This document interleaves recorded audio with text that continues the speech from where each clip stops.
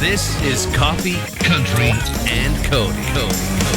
From the A-Cup House Studio, historic spot here, the Grand Ole Opry Plaza. Back in the spring, we celebrated 50 years at the Grand Ole Opry House. And this Saturday will be our 99th birthday. Don't we look good for 99? We really do. And the countdown to 100 is on.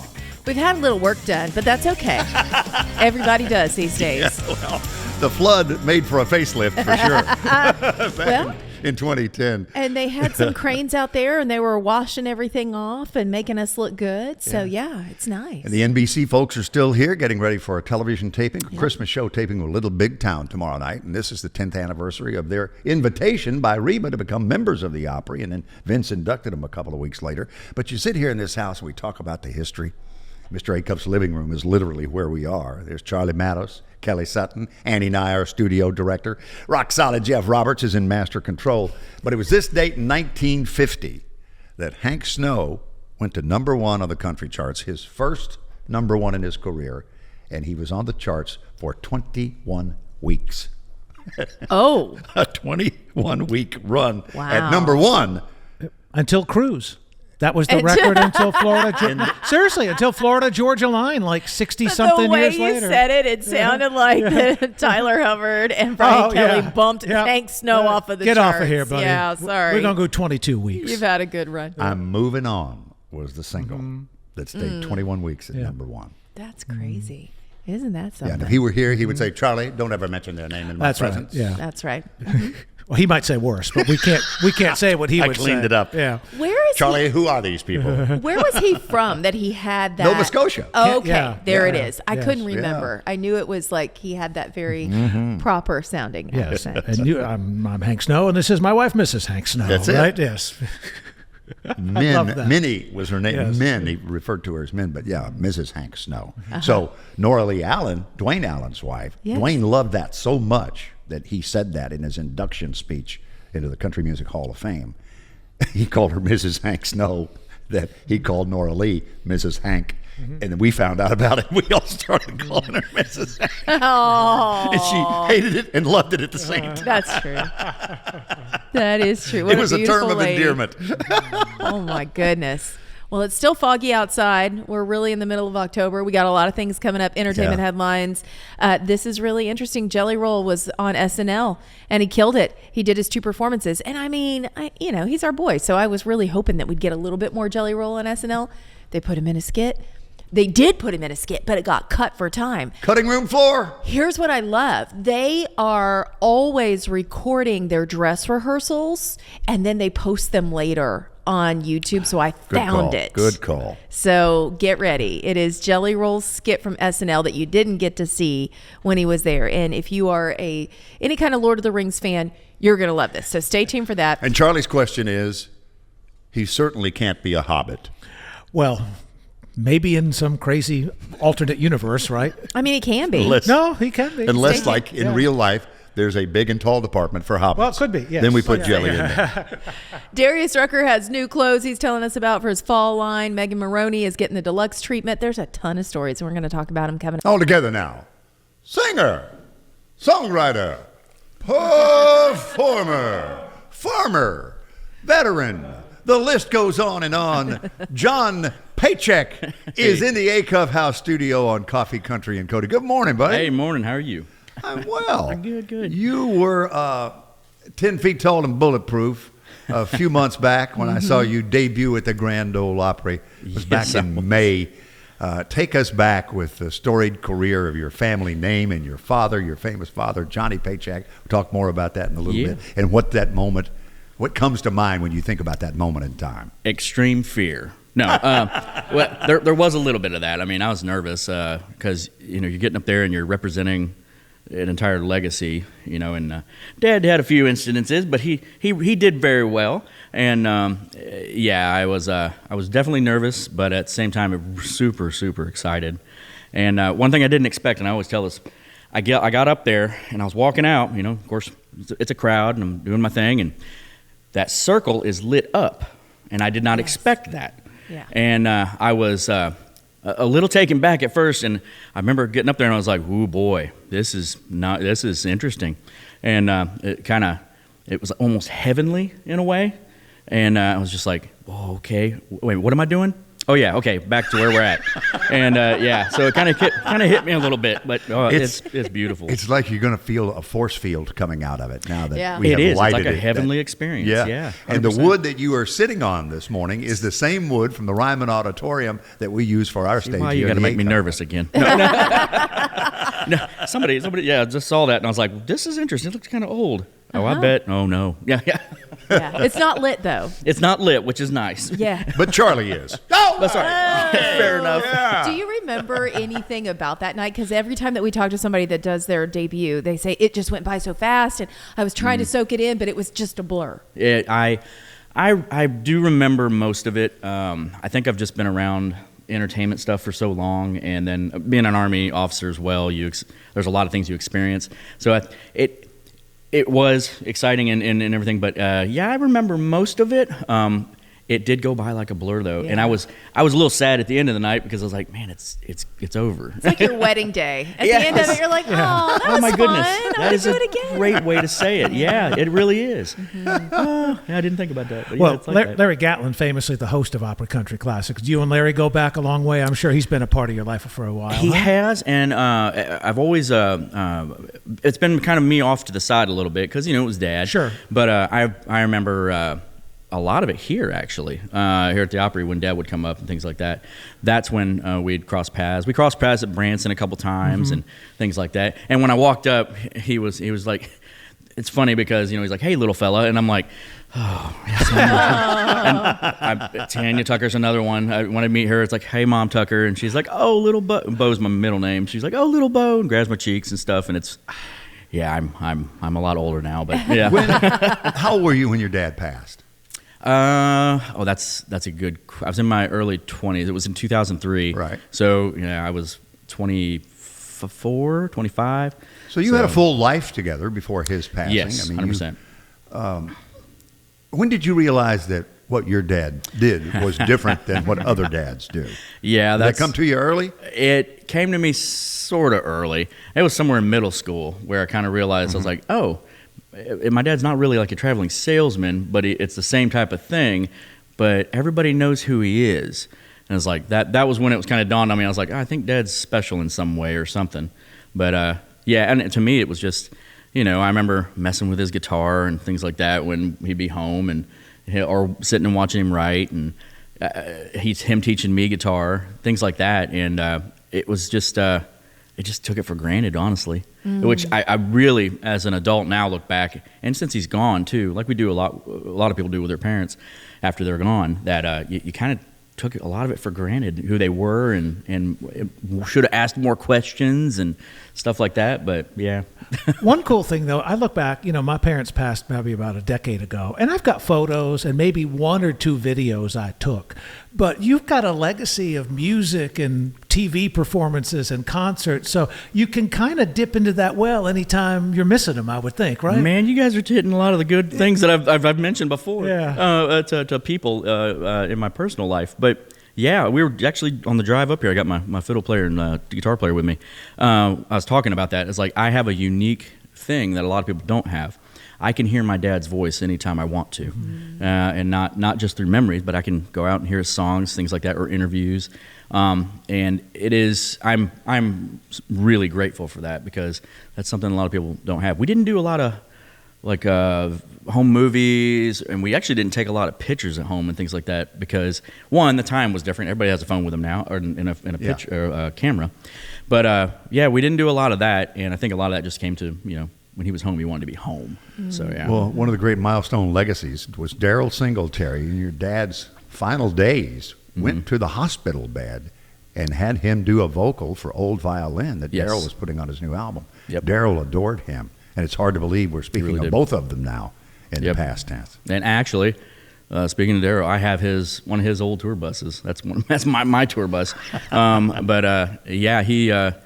He remember when he did that, and it was a good tribute for Dad. And he, at that stage, it was something he looked forward to, and it was pretty much the last performance for him. So yeah. Well, let's talk about the new album. We're going to feature music from it. New album, More Days Behind, comes out in 2 or 3 weeks of November the 1st. Yes, actually, sir, is November release date 1st. for it. Yep. Yeah. So we're going to feature the title track first, Charlie.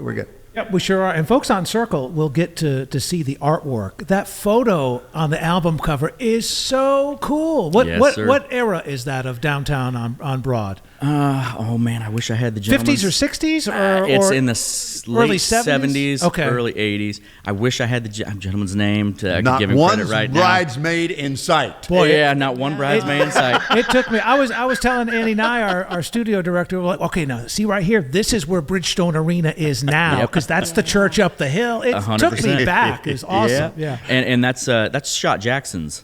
The sign up there, which is now Robert's Western, right? So I mean, and of course we altered it for the album to have our name up there and everything. And a gentleman. I want to say he lives down in Alabama. I took that photo, and I just found it online and contacted him and got permission to use it. And I still need to send him one of the new albums.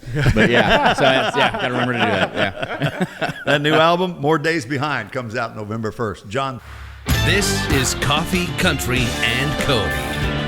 And our guest is John Paycheck, featured music, title track of the new album, More Days Behind, which comes out November 1st, and he's going to play live for us. But you've been out doing pop-up shows. Where have you been popping up, and how's it gone?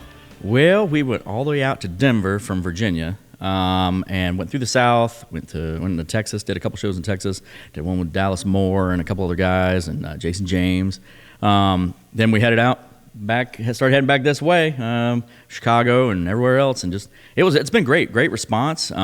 It's a unique thing doing the pop-up tours because there's really very few contracts and very few planning ahead. Some places we called that day, and they were like, "Oh, sure, come on in." Oh, ask Buc-ee's about Keith Urban popping up. Yeah. Exactly. I think that's where we got the idea, honestly. So, but yeah, I'm doing great. Been a really good response. So and you mentioned you're going to be doing a benefit. We've been talking so much about the flooding that's hit East Tennessee and North Carolina, South Carolina, all of our friends over there. So you're going to be in Wilkesboro, North Carolina? Wilkesboro, North Carolina. I believe it's the 19th of October. They were trying to get some of the things set. Alex Key, he's kind of heading up some of that. And we're going to be there. I think we're solidifying that today. But yeah, it should be a really good event. I think it starts around noon. They're going to have tickets on sale soon. Well, they can follow up on your everything's website. Everything's 100% going to be for the effort. Really. Yep. Live with John Paycheck this morning on Coffee, Country, and Cody. And as we close, I'd be remiss if we didn't talk about your military service, which, were you inspired by the events of September 11th? Did I read that somewhere? Yes, 100%. I was inspired by my grandfather as well, who was a Marine during World War II. But and I debated it, and the tipping point was 9/11. And you were an aviator? Yes, Army helicopter pilot and a fixed-wing aviator as well. Flew for Task Force Odin and a bunch of different things. And finally, I've come to my career now where I'm working at EUCOM, European Command, on a reserve basis, obviously because I'm doing this now too. And your wife, Samantha's also in the military? Yes, she is. She is a military police officer and works for National Guard headquarters. Yep. So yeah. There you go. He's married to an MP. Yeah.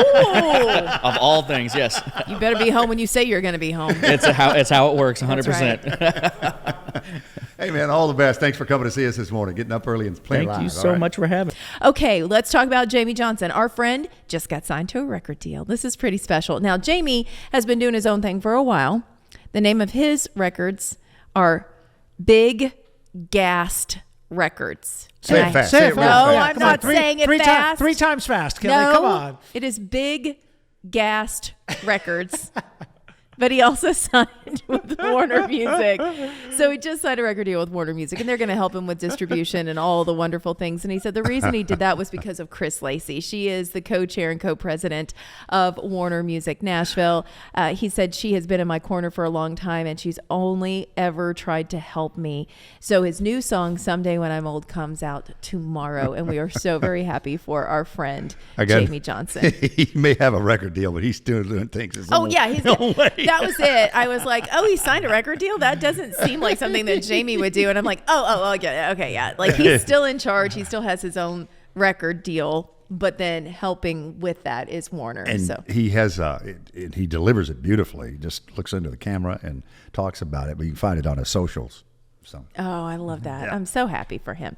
All right, Megan Maroney's sophomore album is out. It is Am I Okay? ? Question mark. Well, currently she's doing pretty good. And she actually has 3 more songs that she's going to put out a deluxe version of the sophomore album. So you're going to get 3 new songs, Break It Right Back, Bless Your Heart, and I'll Be Fine.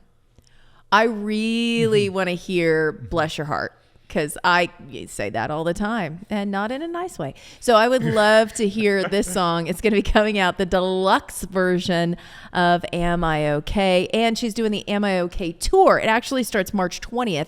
She's going to start that up in Montreal. Tickets are available right now on Megan's website if you want to go see her live. And if you're feeling a little chilly this morning, and we all are because we woke up, it was in the 50s here in Nashville for the first time in a while. Might we recommend something from the Darius Rucker fall line? He's added to it. Yes, friends, you too could wear something that Darius has signed off on. He didn't design it, but he put his name on it. So good for you, Darius. It's all on fanatics.com. It's MLB, NHL, NCAA. All that type of apparel is now for sale, including, but not limited to, some nice looking flannels that were on there. Now, I will say anything with Darius's name on it, it's pricey. He's proud of it. So, and if you're wondering, his connection to the NFL, he's always been a Miami Dolphins fan. Of course, the Dolphins make him cry. The picture that people are seeing on Circle this morning has got the Dolphins logo on the sleeve. So we won against them the other night, didn't we? Yep. Only win we've had so far. I mean, the Dolphins were like a play away from having Darius as their quarterback, though. So let's take the win with a grain of salt, people. Okay. Darius was by the phone. Hey, hello. I can do this. Need me? I'll be there. It's a big offensive night when our kicker scored half our points. Yes. Ed Rohde is here. Very excited for this visit. Songwriter, musician, behind the curtain with Nashville's iconic storytellers and players. Your new book, or a photo documentary, as I've referred to it. Welcome to the show. Welcome to the A-Cuff Living Room. Hey, glad to be here. Beautiful studio, you guys. Beautiful. I love this place. We're happy to see you. I'm so proud of you for getting this done. I've known you forever, and I know you've been talking about it. How long did it take to put this together? This is truly a 34-year project. I mean, it started in 1990. And it took all the way the last year to get this thing done, edited, printed. I actually, I think the pandemic was the point where my wife hit me over the head and said, I complained that I had nothing to do. And I was like, oh, you have something to do. You've got a 30-year project that you need to kind of finish up or at least, get a book out. And it was that moment where I said, I better start digging through my boxes of film. That took a while. Yeah, it did. How many pictures would you say you sifted through to get to 191? Thousands. Yeah. I mean, I have hundreds of terabytes of just digital that I have to look through. It's a nightmare sometimes. Yeah. You said this is a combination of film and digital? Yeah, the book is that's probably 50-50 film and digital, and it was tough making these decisions because I had 30 plus years. I had generations. Do I go back to Vince in 1992, or do I do Vince in 2002, or do I do? I had to figure out what really was the best photo that represented, for the book. Yeah. Well, Porter Wagoner's boots on the cover. Oh my gosh. Take us back to, you said that was a day, a most memorable day. It really, I saw Porter backstage at the Opry, and he invited me to his house. And it was just, come on by and we'll shoot a picture. So I knock on that door, and Porter opens the door, and he's dressed to go fishing. And it was like, oh, great. So we walked in his living room. We talked fishing. We talked the Opry. We talked politics. I mean, it's hilarious. I sat there in his living room for an hour. And I said, well, maybe we got to shoot this photo, and he was just, don't go anywhere. And he got up off the couch and went in the back room, and I sat there for 15 minutes, and I thought, oh my gosh, what's happening here? And all of a sudden I hear clomp, clomp, and I hear those boots, and the door opens, and he's dressed like that. Wow. And he had made this change for me. And the wagon master was in the house. Wow. It was like, he literally walked in his front hallway, and I actually shot that picture in his front hallway. Oh. And it was just such an unbelievable moment that he put on a Superman cape, and just walked out, and there he was, and it was hard to concentrate. It was amazing. In the beginning of the book, you take us back over 30 years. Oh, yeah. And a telephone call from Chet Atkins, who is picture number one in the book, followed by Patsy Montana, Merle Haggard, Willie Nelson, and you close with Jelly Roll and Lainey Wilson. That's true, yeah. That was a really hard decision to kind of figure out how to draw that line through all those years, you know. And what was the conversation with Chet? So Chet, I started working for the old Nashville Banner in 1990. I came to town. I was very young, green. It was hilarious. One of my first assignments was to go over to BMI for a number one party. I didn't know what a number one party was. I was like, what the heck is this? And I walk in the door, and I have to preface this a little bit. My father taught guitar, teaching guitar now for almost 60 years. And I grew up, he's a Chet stylist. So finger style. And so my whole life was Chet, Beatles, Chet, Beatles, Chet. And so I knew every album. And there I walk in the door, and Chet is standing right there, and he holds his hand out, and he introduces himself, and I about lose it, you know? And then I see him again, and then we kind of become friends. And then over the next 2 years, he invites me up to his office, and I go up to his office like once a month, and we sit there in his practice office and talk. And I'm like desperate for a long-term documentary, and I'm like, Chet, help me out here. New city, I really don't know what this town's about. What do I need to do? And he was like, son, you need to go hang with the songwriters and musicians. This is the backbone of the community. Not many folks know who they are, but they're on the records, they write the songs, and it was right there that let me help you. And he got on the phone and started making phone calls. And so that launched this project. So appropriate that he's picture number one. He has to be number one. Come on, you know? That is so cool. And do you find as a photographer, what we have found with many songwriters is that once you get a cut or two, you're suddenly a much better songwriter than you were the day before you got the cut. Once people start seeing your work, do you find that those who you're shooting are much more willing to do exactly what you want them to do, or help you out, or come up with an idea? Well, I'll tell you what, there's a trust factor you have to have when you're in my business, when you're shooting photos, and the longer you do it, your reputation precedes you, and it could be good or bad, and I've kind of lived on my reputation all these years. And so I think building that trust, that rapport that you need to have with any type of subject is key to revealing their personality. And that's what I love to do, capture a moment, reveal personality. That's my style in portraiture, and I live by that. I dream about that. When I go to a number one party and he walks in, everyone in the room goes, Ed! And I'm like, all right, Mayor's here. Here we go. He's got his camera. And there's no one that even questions when you start to snap. They're like, it's going to be good. You're sweet. And you just gave a word I have never heard, portraiture. Yeah, portraiture. Oh, I like that. That's Ed Rohde, and you can follow him, edrohde.com, if you want to go to his website. Where did you say the book was available? We're going to continue. edrohde.com and songwritermusician.com. Okay. And the Country Music Hall of Fame? Country Music Hall of Fame. All right. We'll be right back with Ed Rohde on Coffee, Country, and Cody in his book, Songwriter, Musician, Behind the Curtain with Nashville's iconic storytellers and players. More Coffee, Country, and Cody is on WSM. As Alan Jackson said, look at them boots. That's Ed Rohde's new work, Songwriter, Musician, Behind the Curtain with Nashville's iconic storytellers and players. Porter Wagoner's boots featured on the cover. We got the backstory on that. I want to flip it around real quick and give us an update on Ocean Way Studios. That's right. On the back. Is that microphone? Does it have significance? That's part of their microphone. They have a ton of microphones. Obviously, they're a very famous recording studio, and I've spent many a year there photographing a lot of artists. So I just love that photo. It just spoke to me. It had to be my back cover. And so where are you from originally, Ed? Kansas City. Kansas, okay. Yeah. So where were you? What were you doing before you got to Nashville in 1990? Oh my gosh, Midwestern boy all the way. You know, Kansas City, St. Louis, Chicago. The Ohio State University. No. No? Ohio University. You went to Ohio University? OU, absolutely. Yeah. Athens, Ohio. I got my graduate degree at OU. Oh. And so I kind of bounced around the Midwest, worked for a bunch of newspapers, and then I landed in Nashville.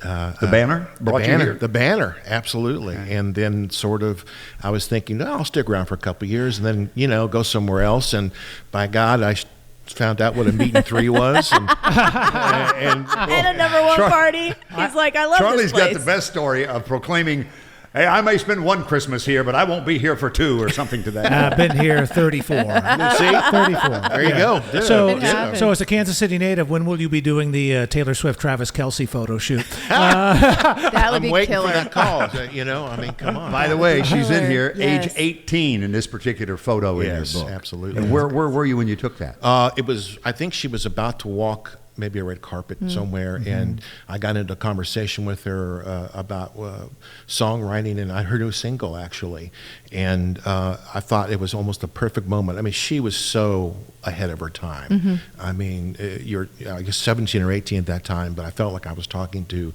somebody in their 30s or 40s. I mean, it was amazing speaking with her about songwriting, and of course, she was writing with so many great people in town already at that age, and I said, you know what, let's do a quick portrait. And she was like, she gave me the peace sign and said, absolutely, turned around and looked over her shoulder, and it was like, don't move. Yeah, it was great.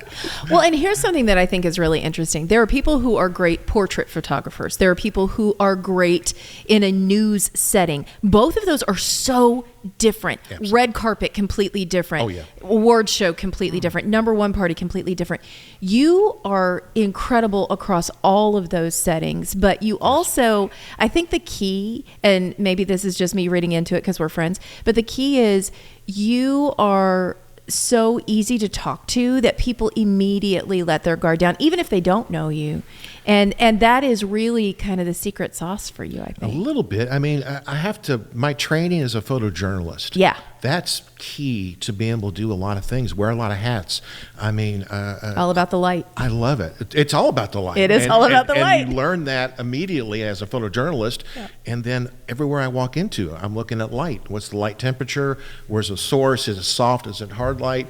And you know, all this stuff goes through my brain because I'm always thinking, oh, that's a great photo. That's a great photo. It's just an automatic. And the photo of Patsy Montana is backstage. I want to say Cookeville, maybe? It was Cookeville, absolutely. And she was the first million-selling female country artist. I had to And how long ago was that? That was 90, it had to have been mid-90s, early, probably 94, 95. She passed away in 96. Yes, it was right before she passed away, and I had to track, she was so hard to track down. I drove to her little concert. She didn't know I was coming. And I introduced myself. I said, I'm working on a songwriter project. And she was so sweet. She sat down in a chair and said, can I play something for you? And I said, you certainly can. And so she played a song for me. And I sat there with my big old Hasselblad 2 1/4 camera with 10 whole frames and snapped 10 frames of her. And I think that maybe is the second frame I shot of her. And it's such a beautiful moment. It really is. And sometimes I get nostalgic about things that you don't need to get nostalgic about. But nowadays when you shoot, you pretty much know within a second of taking a shot, looking at it, if you got it. Is there a part of the mystery that you miss of developing something and thinking you may have gotten it and then being surprised at how beautiful it came out? You know, who needs mystery? I mean, it took a lot of patience back in the day to shoot a photo and then wait to develop it, and I got really good at that. But man, to know you have it immediately, I mean, that's a beautiful thing. See, it's easy to be nostalgic when you're not the one doing any of the work. So tell us about this Dolly picture, because this is stunning and it has such a great story that goes along with it. Dolly was at a TV taping of some sort. I don't remember what it was. But it was here at Opryland. It was here at Opryland, absolutely. And they went on a commercial break, and there was a monitor below her, and I was sitting pretty close to her. And you know, Dolly is just an amazing. I mean, how many superlatives? I mean, it's impossible. Right. And so she was Dolly. She was doing her thing, and then on the monitor down below, all of a sudden.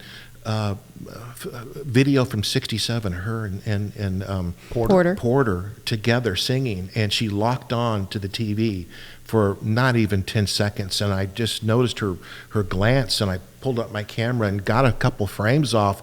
I felt like she was going back in time. It was such a beautiful moment. You can see that, I don't know, in her face, the emotion. But it happened so quick, and then she was back to dollar. You know? Yeah, that's Well, special. Eric Church and Kebmo, Neil Diamond, on and on the list goes. What was it like to photograph Marty Stewart, who's a professional photographer? He's a great photographer. Speaking of superlatives I a mean, moment ago. hey, when I'm with Marty or Ricky Skaggs, you know, what do we talk about? Kenny Rogers? Kenny and I talk about cameras all the time. Yeah. You know, Kenny and I would have a conversation. I catch him at the Hall of Fame or something, and we'd sit there. They were trying to close the place, and Kenny and I'd be on the chair talking, you know, large format cameras. Really great stuff. So photographer locker room talk. Oh, right? totally, man. And let's What's- close with, go ahead, I was Kelly, going to did say, you- what's your favorite setting? Because I see you've, I mean, it's the Ryman. You've got stuff that you were shooting at Tootsie's. Is there a place that you're like, this is my favorite place to shoot? Oh, then my next place. I mean, good answer. It's just so hard. There's so many. This is why I wanted to do this book. I'm walking through Nashville all these years, and I'm around these people that are doing writing these amazing songs that'll live in people's lives forever. It was like me. I mean, all the great moments of my life, I can pinpoint a song, you know, and that was so important to me to at least document some of these people that I was, you know, lucky enough to be around. Yeah. Chris Christopherson, let's close there. Oh, my goodness. What do you remember? We were at some event, and Cowboy Jack was there, and they sat next to each other. And I was talking with Cowboy, you know, right before Chris sat down. And when the second Chris sat down, he put his head on Cowboy's shoulder, and it was just raise the camera and try to capture the darn thing. And to me, that's such a special moment. It's almost father-son, mentor. I don't know how you describe it, but it was just, you can just see the love Chris has for Cowboy, and of course, Cowboy back to Chris. Yeah. And both now in the Country Music Hall of Fame, their rightful place. Absolutely. Yeah. Yep. That's Yep. a great picture. Oh, Ed thank Rohde, you. Yeah, man, thanks for coming to see us. Songwriter, musician behind the curtain of Nashville's iconic storytellers and players is available now at your website, edrohde.com, or songwritermusician.com, Country Music Hall of Fame, White's Mercantile, if you're in Nashville. or Ed will drive through your neighborhood and toss one in your car. That's right. Just let me know where you live.